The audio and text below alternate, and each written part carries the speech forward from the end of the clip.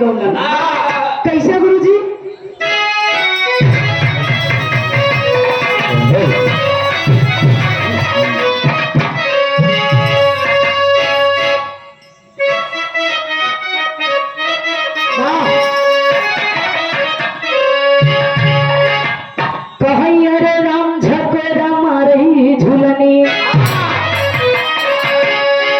ए भैया झकोरा मारही झूलनी।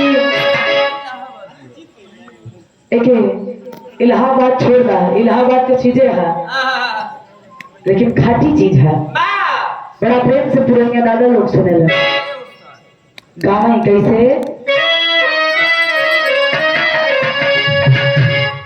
अरे राम झकोरा मारही झूलनी, कंचे झकोरा मारही झूलनी, और साड़ी लहराई हो झकोरा मारही झूलनी, साड़ी लहराई हो झकोरा।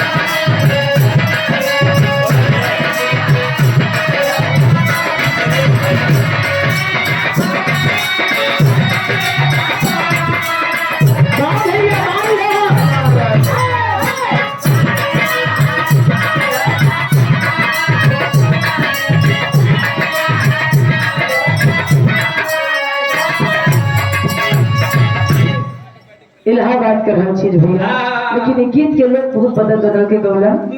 ज्यादा छोड़ा बाद में बताई, लेकिन अभी शुरुआत था यही भाव में